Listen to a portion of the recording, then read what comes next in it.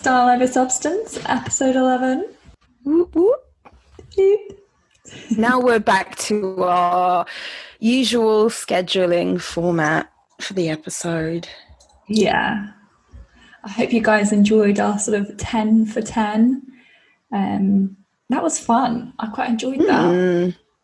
It was a good one. Maybe we should do one for number 20. Not the same thing, but just something different. Just like a mix-up. Yeah, I think so too. Yeah. But for now, after we share our fashion stories, it's back to our story time with Mim taking the helm. So I'm excited for that. Yep. How are you, Mim? Yeah, not bad. Not bad. I've just been, today, just been hibernating in the house, really. It's a bit miserable outside. Summer is officially done. Summer is over. Winter is coming. Yeah. You know what? I'm kind of looking forward to this year being over. I'm really praying that next year is a lot better. I think we're still going to be having a lot of this next year. Anyway, let's not think about that. Let's not worry about that. Things we can't handle. I know. Yeah. What's been going on with you? And not much. I've just been trying to make my room of my flat just a little bit more homely. Get it a bit nicer. Got some IKEA stuff arriving tomorrow, and just I'm like on full like nesting mode without a baby. I love I love all of that like nesting stuff. I'm like massively into making my house as comfortable as possible. I think it's so important. Yeah, it definitely is. And also because at the moment I'm lacking a little bit of storage, which will obviously be fixed with all my IKEA needs tomorrow. I hope anyway. Like my room ends up being really messy really quickly. Yeah. Because there's not a place for everything. Yeah. And so I'm hoping that will be resolved tomorrow. But I'm actually really excited because I take pride in how well I assemble IKEA furniture. So it's gonna be a good day. Yeah. Okay. What did you get exactly? I mean, they're really basic, easy things to assemble. I've got a bookcase. Okay. Because basically I did like a silly thing where I turned my actual functional bookcase with all my books on and into like sort of like alcohol display unit. Oh, like a bar. My bottles of like gin. Yeah, it's like a bar with like my bottles of gin, like some tonics, like different things like that. Okay. And some nice glasses. And then I had no place for my books. So the books now have a home. Okay. And then it's also got like two nifty compartments where you can hide like the crap that belongs nowhere.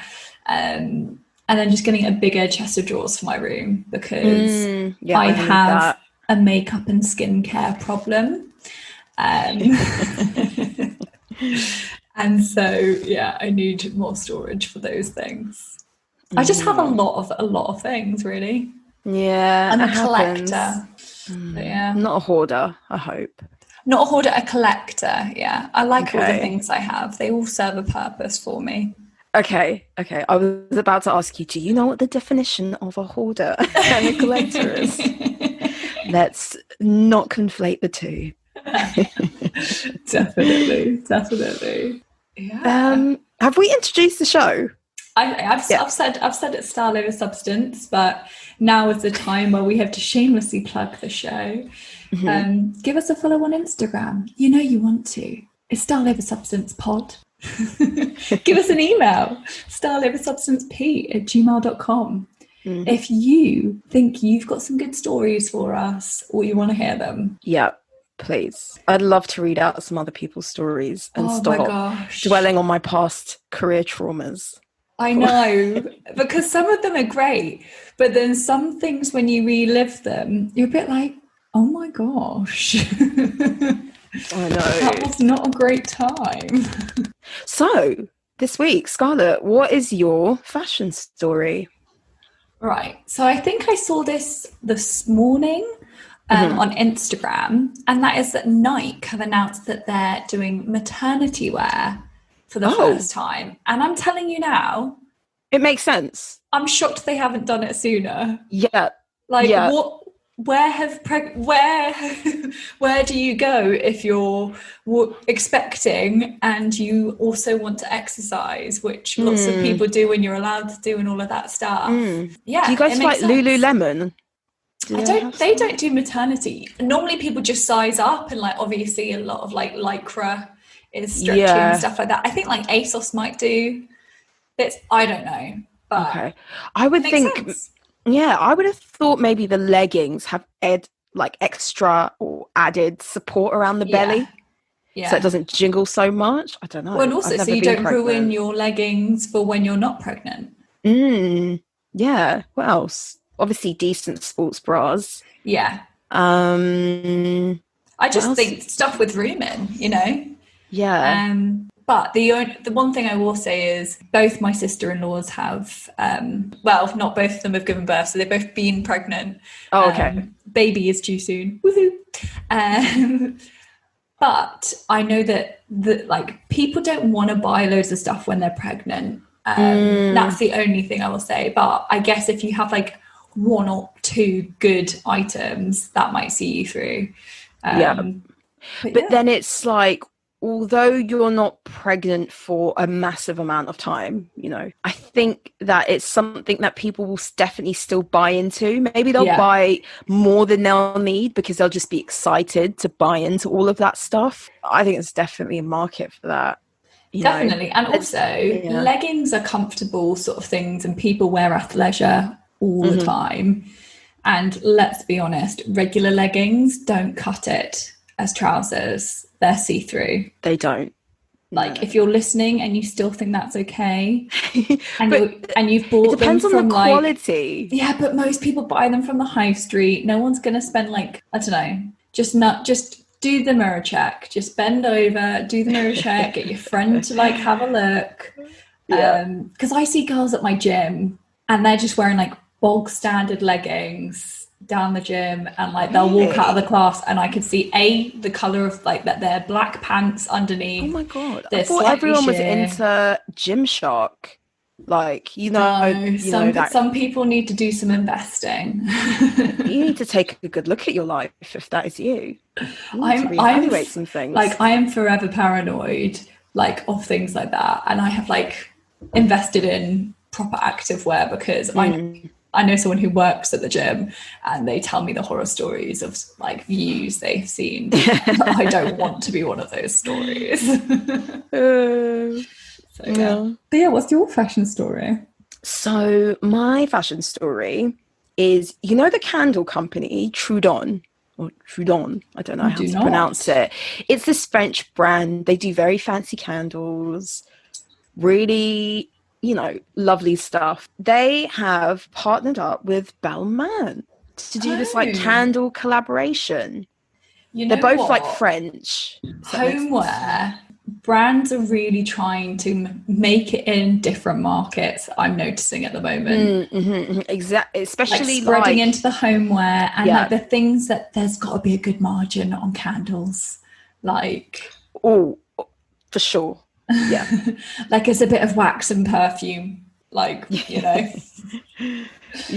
I think once you get the blend right, the manufacturing process is pretty straightforward. Well, that would be cool. And I bet the container or like the glass that it's in will be beautiful. So the little advert that I saw was, it's like black and yellow or gold stripes around the large glass holder, whatever, and then it has this like specially designed emblem, because Trudon, they have this gold kind of shield or like emblem on the front of their candles normally, so they've taken that and they've kind of embellished it to make it very Balmain. And it's for all those coffee table geeks out there with your Tom Ford books and your Chanel, like all of that black and white aesthetic for your coffee table. The kind of like Kris Jenner aesthetic. Like they buy all these books and they've never read not one of them. They're probably still in the plastic. Who knows? Yeah, exactly. So I thought that was if I had the money, I'd buy it as well. I want to know what Balmain smells like. I guess it'll be one of their perfumes. Do they have a perfume? They must. They probably do. But I mean, it's not going to be one of their perfumes because I'm sure that is like copy written to, I don't know, whoever makes them, you know, their Estee Lauders of the world. I don't know who. Yeah, I bet it'd be quite nice. So that's my fashion story. Lovely jubbly. Lovely jubbly. So I suppose we should get into my story now. You take the lead. Okay. Well, this is more about my experience working in a fashion specific call center, let's say. You know, when you order things and you need to call people up and like complain, and just my experience of coming into contact with really cringe customers. Really cringe. And I say cringe because I'm pretty sure actually, I was about to say I'm pretty sure they wouldn't act like this in real life. But, you know, when you come in contact with some really wealthy people, some people who are really entitled, really fucking entitled. Yeah. The stuff they come out with, you know, sometimes it's just pretty wild with the way they act. Yeah. And so I thought I'd just recount a particular customer that springs to mind. Amazing. A few years ago. So I used to work, setting the scene, I used to work for an e-retailer. They used to do specifically luxury fashion. They had a really specific market. They operated like globally. It was multi-brand retailer. And they took care, they owned a number of websites, but they also took care of like even more websites. So let's say they would manage. Yeah, it was a really big company and their whole thing was like digital. And so I worked in the department where we would handle like customer queries. We would handle customer orders, specific questions about product, about when their thing's going to turn up. You worked for the complaints department, basically. That's what that ends up being.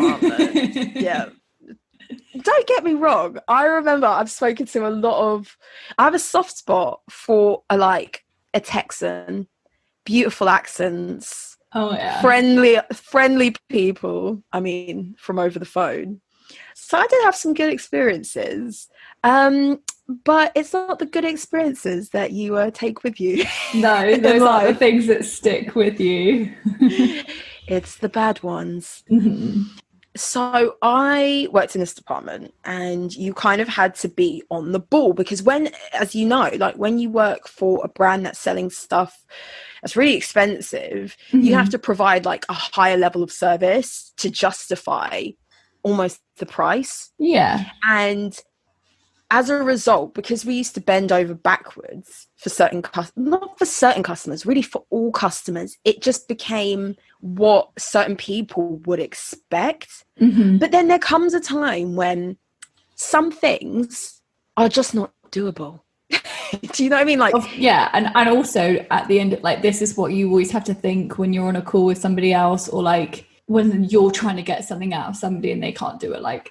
You're not normally speaking to the person who makes the rules. So you're just doing what you've been told or what you've been told the parameters are. You're simply sort of the messenger normally. So then people forget that you can't promise heaven and earth until you've spoken to somebody else and seen what you can do or whatever it is. Yeah. And some things money can't buy. Listen. So one customer, I'll start off with a different one actually, which reminds me, a customer, and this happened a couple times. I think I had a call, they came in from New York. So wealthy Manhattan customer. Yeah. And America is a big place. It is a big country. Yeah, it sure is. And I remember at winter, there was heavy snow in New York one year.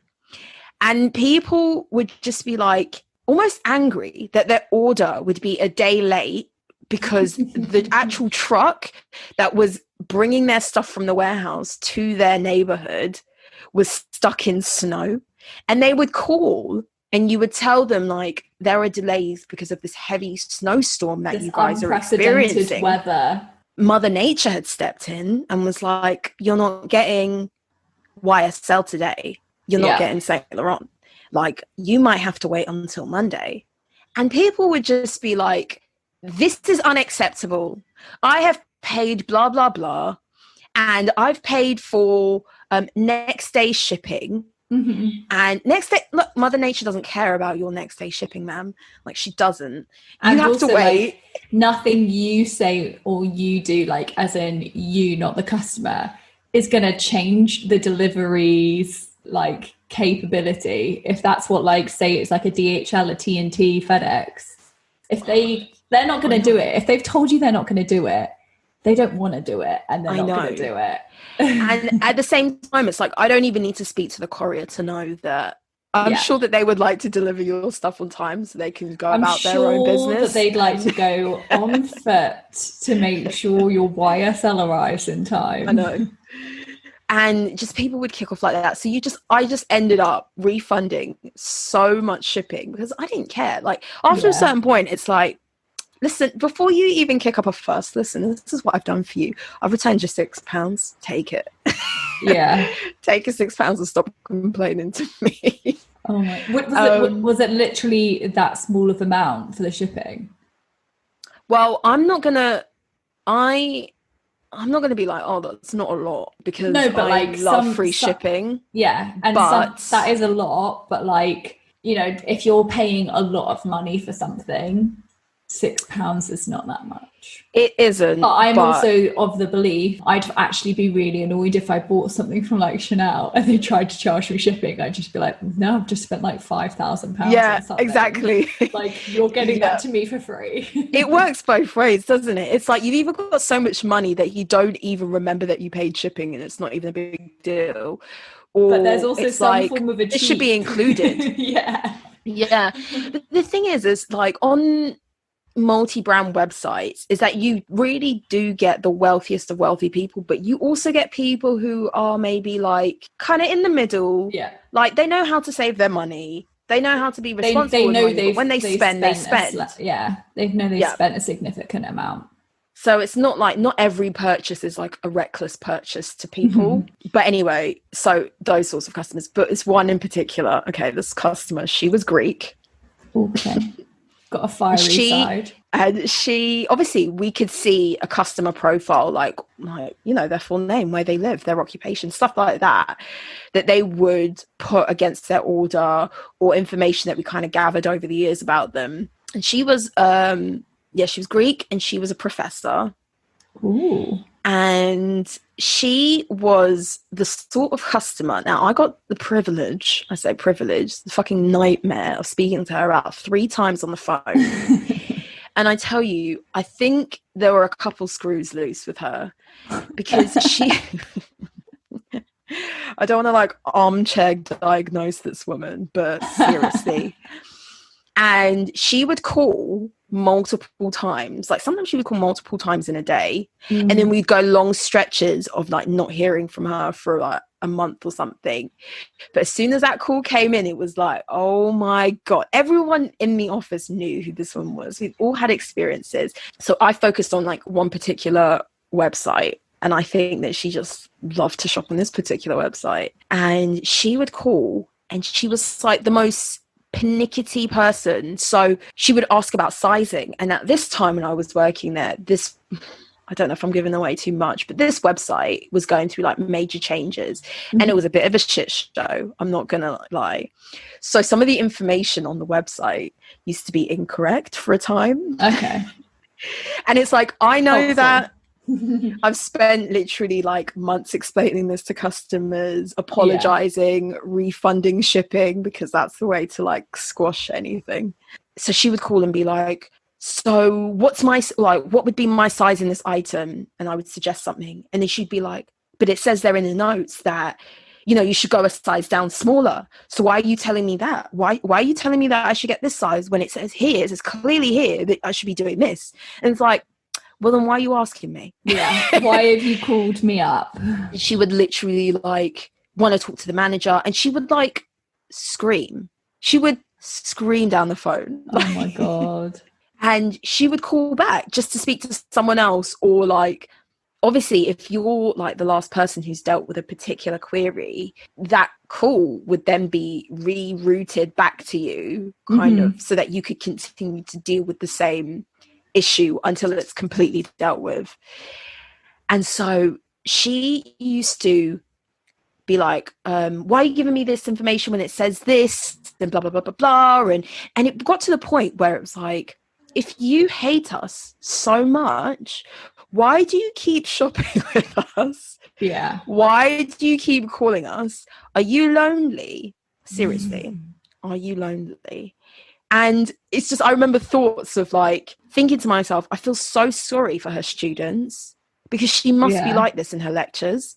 And at one, like, obviously, most of the time when you're dealing with customers, you're like, I completely understand, and this is the reason, and you're trying to keep cool, even though you're just like, your soul is so tired at this point. Yeah. Because even when before you pick up the phone and you see her name on the phone system, your soul crumbles. Yeah. You're like, why do I have to pick this call up? It's gone to hide. Yeah. So even before, like, you're just flattened at this point. And it got to the point where my manager was like, just tell her, like, you don't have to, like, take this shit from her, yeah? So I said to her, like, listen, if you're going to continue, like, screaming and talking to me at this, I'm going to put the phone down on you. And she went berserk. Did you put it on loudspeaker for the office? No, I didn't we didn't have, like, a loudspeaker option, but when she used to call, like, the manager could also, like, get in on the call as well. Yeah. They could, like, listen over as well. And I can't remember if I hung up or if she decided she was going to hang up, but it ended pretty soon after that, you know. And after, it was like, I was knackered. It was like at the end of the day, after taking, like, calls from all different types of people all day. But she was like, by far the worst person I've ever come across on the phone. I really do feel, to some extent, that people do kick off so much more on the phone, for sure, than they'd ever have the balls to if you were in a store in person. Say if I worked for, I don't know, Christian Louboutin, and you go into their boutique and it's like it's really plush and it's really like fancy. For someone to walk in and act like that, most people don't, you know? No, definitely not. I just think it's kind of, some people almost want to take their frustration out on you. That's what it feels like, doesn't it, when that happens, that someone's literally just decided that you're their punch bag, and because they can't see your face, that they can just act like that. And it's simply not okay. And yes, some people are confrontational in a store environment, but there would be other people around. I think it would be much easier for, like, a manager to come over and go like, can we take you somewhere else? Or, like, do you want to calm down? Yeah, I think that on the phone, it's always super tricky. I've dealt with complaints before, like, not even in fashion. I dealt with complaints in, like, a different company that I worked for. It was soul destroying, like you said, just continually knowing you were just going to be answering the phone to people who were disappointed, because I normally dealt with people who hadn't been paid or paid correctly. Oh, yeah. So I wouldn't be happy either. And you're just like, but I can do nothing about it. I don't have the power to change it. I have to, like, ask somebody else to do that. And when people obviously speak to you like mud all day long, and you're just like, wow. Like, wow. Yeah. I think the difference between being face-to-face, or, like, in particular with fashion, like in a boutique, there's the security at the door, you know? Yeah. And so people are just going to be escorted out the store, whereas on the phone... And I also think if they would maybe be embarrassed to be like that around other people. Some people have no shame, but I would say that's like 2% would be like that. And I would say most people wouldn't have, like, the guts to just behave like that in front of somebody, like, at a desk at a till. Yeah, but the thing is like, particularly with this customer, is if I had such a bad experience with a company, I just wouldn't shop there anymore. But you know what? She probably behaves like this with every company that she shops with. Yeah. That's probably, so it's actually probably not anything to do with the company, and it's probably everything to do with this person who like clearly has seen that as an example or something like that. This like reign of terror. Yeah. Oh God. Oh my God. She was like, it was like the sort of person that no matter how you reason with them or explain to them, there's always something else. Do you know what I mean? Yeah. And so if you rectified, like, oh, it didn't arrive on the day that I wanted it to. Oh, well, we've refunded you your shipping then. Well, and also there was this problem. Oh, we can send you another one if that was, faulty. Well, and also like there's always going to be something to try and trip you up or like. Yeah. And it's like they just want to rant. And then you get to the point where you're like, what do you want from me at this point? Yeah. But yeah, another like cringe customer that comes to mind. It was another website, same company, but like another site. And it was like for a men's website. And I remember I started dealing with his query on my first week there. So I was like a fresh newbie. And you haven't found like your feet yet or your phone confidence yet. Yeah. And it's like, it's not that the phone conversation was terrible from what I remember. It was just like you're still trying to figure out the systems and how things work and how to do things and what's the best way to get around issues. So he now when I said before, like this level of service that brands provide and then customers come to expect it is it's part of the problem. Like directly relates to this. So this guy had bought this, it wasn't even a jumper, I think it was just a piece of knitwear, it was like a thin knit, and he had it for about a year or something. He had it for a while. Okay. And I think it had developed a hole in it. Now, I'm not saying that after a year your clothes should start getting holes in it, especially when you spend how much he spent on like this cashmere blend, like, I don't know, sweater or whatever it was. From what I remember, it was something like that, but it wasn't like a chunky knit or anything. And he obviously really felt passionate about this piece of knitwear because he wanted to send it back to us so that our like repair service seamstresses could like patch it up and like send it back to him. That's like, I'm not being funny. So I genuinely was thinking about this the other day. Yeah. Okay. Knitwear. People need to be educated on knitwear. So please teach us. I wanted to do my degree in knitwear, but they cancelled that pathway as I arrived at university. Great. But I spent a lot of time doing knitwear and worked for a knitwear company. And people don't realise that knitwear is it's one thread the entire way around a garment. So if you make a hole, it's not like, obviously most things are like thread and it's woven together, but it's such a tight weave and it's so different to knit that like if you make a hole in knit, if you don't get that like straight away, like it's pretty hard to mend, it's pretty hard to, like, you can't just pull that thread. You know how you see people like they have a little thread loose on something and they just like pull it. Oh yeah. You do that on knitwear, like your garment's ruined. The whole thing's coming off. And if you've bought an expensive piece of thin, fine knitwear, you have to treat that as if you're wearing like 2 denier tights. Like, it's like, you've got to be really careful. Like knitwear is such like, I don't know, I could go on and on, but like knitwear's a really tricky thing. You really have to look after knitwear. Yeah. So the company that I worked for did offer a service where they would like replace buttons and things like that for you. Yeah. So this wasn't outside the scope of what we offered.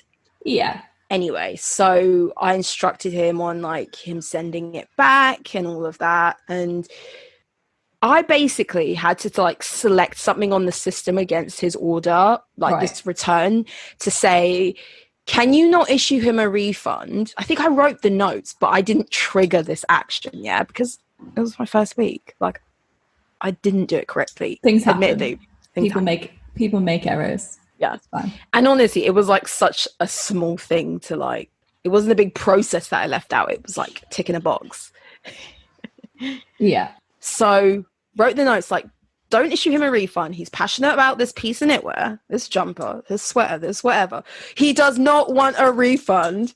He wants a repair.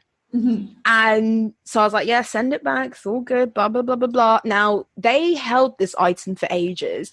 He like reached out to me again to see what was going on. And I said, so we'd received it and come stuff. Back. It had come back. Yeah. And for some reason, I don't know why this was taking ages, but they then sent him an email saying, we are issuing you a refund. No. For this item. And this guy's livid over this jumper. Bearing in mind, guys, they were willing. I think if that happened to me, like, I'd first up to, but I think there's been a mistake, it's just a repair. I don't know if I'd go like straight away in with annoyed. It takes me like, it would take me someone to reply and be a bit difficult for me to then be like, no, I asked for a repair, not a refund. I think, some people just view mistakes as severe incompetencies. Yeah. Like, you incompetent fool, like, how can you not get this right, sort of thing. Can you hear the words that I am saying to you? Like, people get obnoxious like that. And I apologized to him and I said, for some reason they've issued you a refund. And I just want to make this clear that there was nothing special about this garment. Okay.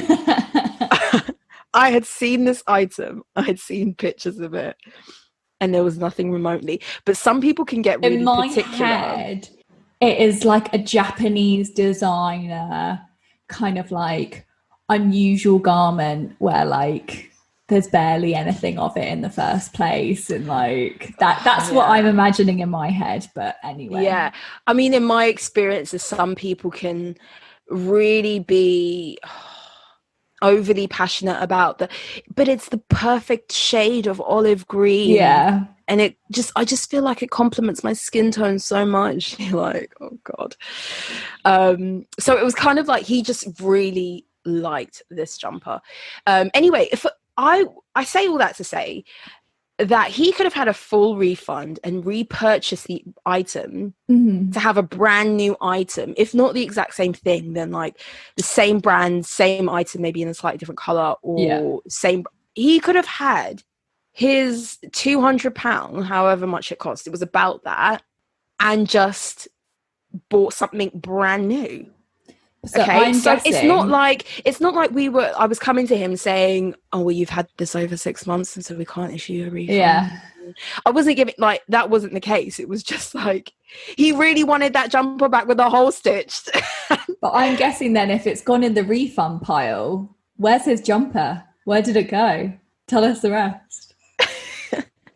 Well, I'm not gonna lie, I can't remember if he ever got it back.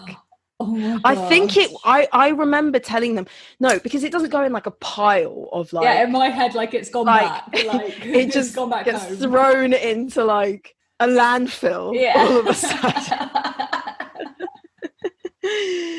The person who receives the return will trigger for money to be released, and I guess has to check it for problems and would see this hole in it. Yeah, exactly. And they've obviously seen my notes like, this item is coming back, we know it has a hole in. I then told on our system and stuff, like, no, you got to send it back. So I think it happened. I mean, I never spoke to him again after he kicked off the final time about us. Oh my god, you're trying to give me my money back, how dare you. Like, I never spoke to him after that. But I remember, like, in my email saying, I've reached out to the returns team and I've instructed them again to fix your item and return it back to you. Let me know if I can help you further. And he replied to me saying, you never helped me in the first place. Oh, Oh my gosh. I was like, oh, you just had to have the last word, didn't you? I literally have just been watching Australian Married at First Sight, when one of the guys literally said that to somebody on the phone. He said, like, I'd like to say you've been helpful, but you haven't. Like, and he's an asshole. So who does that? It's so. Is he saying that to one of the experts? No, it was someone helping him with his internet or something like that. But God, there's just no way to speak. Like, we all know sometimes people are unhelpful, but you know what? Rise above that. Like, and also, like you said, people make mistakes. Like, it's not incompetence if like there's a little bit of a clerical error every now and then. And also went with quite an unusual request, I guess, for that company. Not many people will be returning things in that manner. Like, most things that are being returned for a refund. Oh my gosh, bitter grapes, sour grapes, bitter lemons he had. Oh, honestly, this guy, I think he worked in the theatre industry or something. Can you hear my squeaky door? I can. Sorry. That's okay. It's so squeaky. A balloon being tortured or something. Is it DB40, whatever that thing is? Oh, the oil. Is it like oil? Yeah. Yeah. I could be completely wrong. But just put a little bit of olive oil on it. Yeah, I could do. I mean, we've survived this long with the store. Leaving this place anyway. But yeah, so that was my overall story time of people are more horrible on the phone. They really are. They really, really are. I don't know if it's like, I don't particularly enjoy having to call up and do those things. So already you get yourself like, you're not in the best mood. No one's like happy to be ringing up like a call center, basically, are they? So it's don't get me wrong, like a lot of people that I did speak to just wanted size advice, or they would call just to get your opinion on something. Literally, some people were actually cool, or like, can you redirect my order to somewhere else? Like, some people were cool, but some people are just there for a fight. Yeah, and also they probably like have gone in all guns blazing. Like, I know before, you know, when you kind of know that you're in the wrong. So like this guy with his jumper, he's probably like, they probably don't owe me fixing this, or they don't really owe me a like refund. He knows he's trying it, but I'm gonna go in like a little bit difficult so that they just appease me. Oh like, my God, I think people know that works. Yes, that is so true. That reminds me of another story, but that was a completely different job. But yeah, people do try to play the like, if I go in tough, then I'm kind of going to get what I want, even if it's not like company policy. But yeah, absolute weirdos sometimes. And honestly, I am a strong believer, like, if you have this money, enjoy yourself, spend it how you choose. It's yours to enjoy. But sometimes used to be like, mate, there are bigger things in the world. Yeah, don't be stressing over these things. Just take your money and buy your like specialist Japanese knitwear, whatever.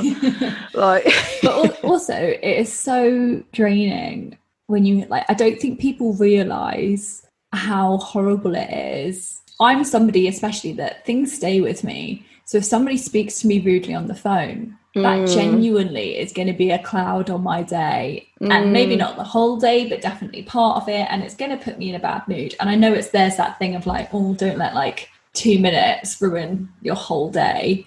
But sometimes it truly does, because things sort of stick with you. Yeah. So all the fun. All the fun. Yeah. So your parcel will not get to you sooner if it's snowing. That's not a thing. And also at the moment, I think I literally, because I've had to arrange something for work this week with deliveries and all this stuff, it's like, we can't guarantee it because of COVID. It's just like every single delivery company's like motto. And to be honest, it's all happened quite well, but they've just got that list disclaimer. So yeah. Oh God, with deliveries, like as I mentioned, so the website was going through like lots of changes, and so we had to kind of go through security processes again with customers that we'd had for years. And when you used to say to them, like, we're going to need someone there to sign for your parcel because we're using new couriers. It's not the same courier we had before. It's someone different. Yeah. They'd be like, but I live in a nice neighborhood. No one's going to steal my parcel. Just leave it on my front steps. And we're like, we're doing this for you so that you don't turn around and say your stuff's been stolen. And also so that, like, to protect the courier, it's to protect you guys.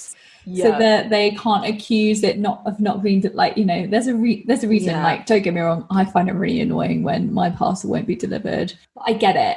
Like, I get that some people don't want to do that. Yeah. But this whole, like, I live in a nice neighborhood and nothing ever happens here thing, it's like I've got a doorman, it'll be fine. Yeah, you know, literally I've heard my doorman will sign for it, my doorman this, my neighborhood that. Yeah, cool story. So yeah, that was my story time. Difficult customers. Sit back down, Karen. Yeah, a lot of Karens before they were, like, baptized Karen. Yeah. So anyway. Well, at least you're not having to do that now. Oh my God, I count my lucky stars each and every day. Yeah. Anyone who does that kind of a job for a long stint, I take my hat off to, because stuff like that really, like, can bog you down.